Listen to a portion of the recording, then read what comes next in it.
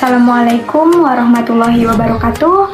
Nama saya Rizka Valerina dari kelas 5C dengan NPM 19163-10508 dari Program Studi Pendidikan Matematika Universitas Singapura Karawang.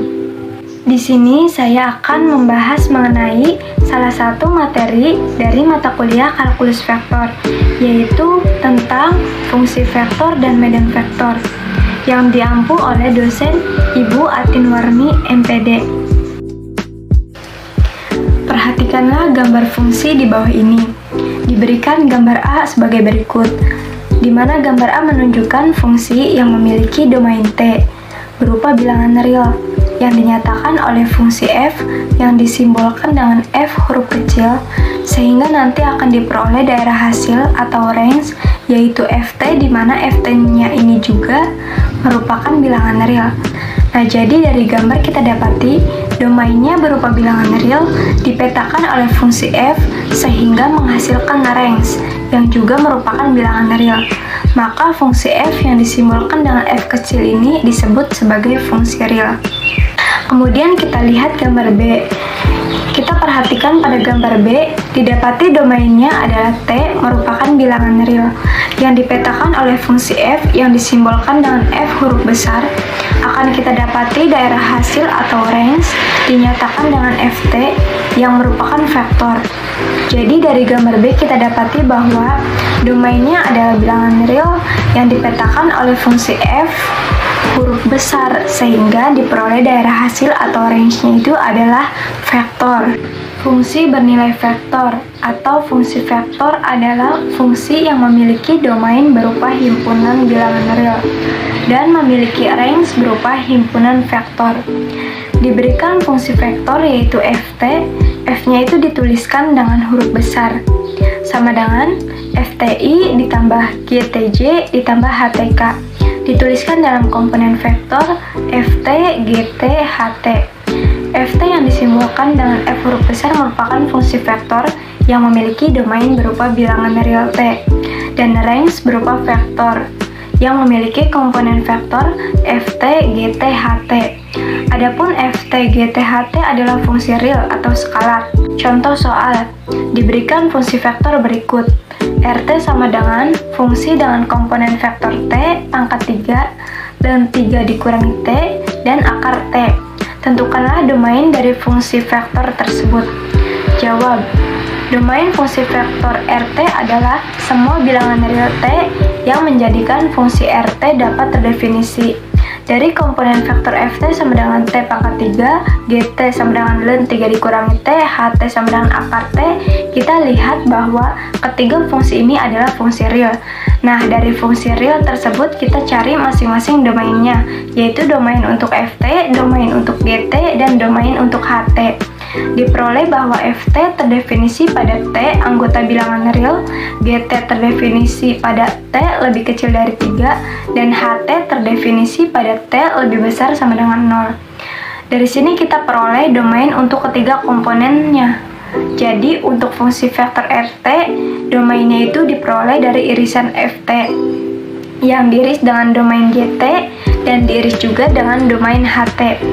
Dari irisan tersebut kita peroleh fungsi vektor memiliki domain pada interval 0,3, di mana intervalnya tertutup di 0 dan terbuka di 3. Limit fungsi vektor sama halnya dengan fungsi real. Fungsi vektor juga memiliki limit yang didefinisikan sebagai berikut.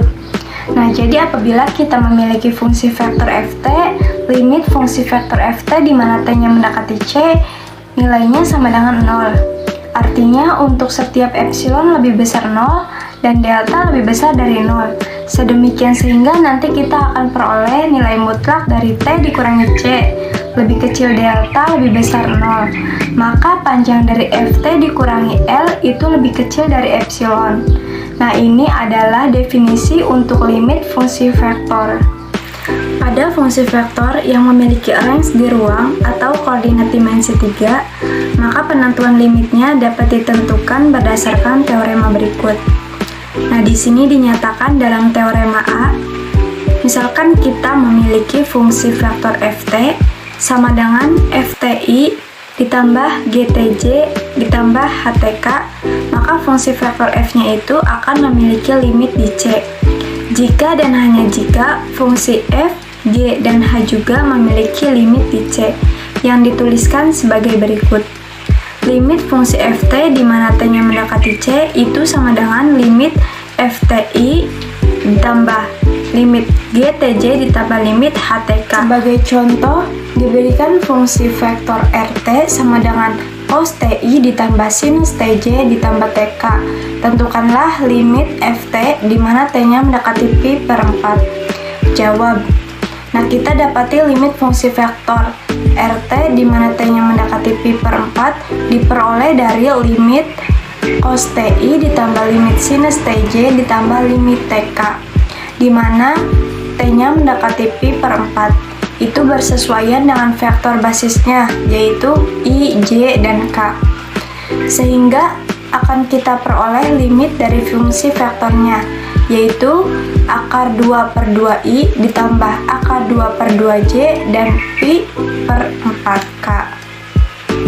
Pada fungsi vektor yang memiliki range di bidang atau koordinat dimensi 2, maka penentuan limitnya dapat ditentukan sebagai berikut, yaitu misalkan limit dari fungsi vektor ft di mana t-nya mendekati c itu dapat ditentukan dari limit fungsi vektor ft di mana t-nya mendekati c sama dengan limit fti ditambah limit gtj. Jadi ini untuk menentukan limit fungsi vektor di koordinat dimensi 2. Materi selanjutnya yaitu mengenai medan vektor. Definisi medan vektor. Misalkan D himpunan R kuadrat. Medan vektor pada R kuadrat adalah fungsi f yang memadankan semua x, y anggota bilangan D dengan suatu vektor dua dimensi, yaitu fungsi vektor f x, y. F x, y sama dengan p x, y ditambah q x, yj. Dengan gaya penulisan lain bisa kita tuliskan P, X, Y, Q, X, Y. Bisa juga PI ditambah QJ, di mana P dan Q adalah fungsi komponen atau fungsi skalar atau medan skalar yang bergantung pada dua peubah X, Y. Definisi medan vektor untuk dimensi 3. Misalkan D himpunan R pangkat 3. Medan vektor pada R pangkat 3 adalah fungsi f yang memadankan semua x, y, z anggota bilangan E dengan suatu vektor 3 dimensi, yaitu fungsi vektor f x, y, z. F x, y, z sama dengan p x, y, z i ditambah q x, y, z c ditambah r x, y, z k, yang dengan gaya penulisan lain bisa kita tuliskan p x, y, z, q x, y, z, r x, y, z. Bisa juga pi ditambah qj ditambah rk, di mana p, q, dan r adalah fungsi komponen atau fungsi skalar atau medan skalar yang bergantung pada tiga peubah, yaitu x, y, z. Selanjutnya kita akan menggambarkan grafik dari medan vektor f x, y sama dengan negatif y ditambah xj. Nah, kita lihat di sini x, y. Berarti medan vektor kita ada di dua dimensi. Berarti nanti kita akan gambarkan di sistem koordinat dua dimensi. Nah, untuk menggambarkan medan vektor ini kita bisa mengambil sembarang koordinat pada sumbu x dan sumbu y. Kita bisa ambil sembarang. Sebagai contoh di sini ada 1,0, 0,1, negatif 1,0 dan seterusnya. Nah, kemudian kita substitusikan dari koordinat x, y ke medan vektor.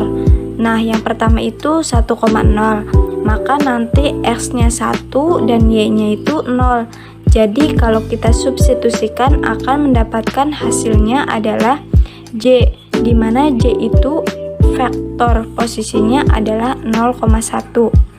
Nah, untuk menggambarkan medan vektornya yaitu tarik garis dari domain ke arah range-nya. Dan seterusnya vektor akan terus melebar dan tidak akan kembali ke titik origin. Nah, untuk gambarnya bisa dilihat pada gambar tersebut.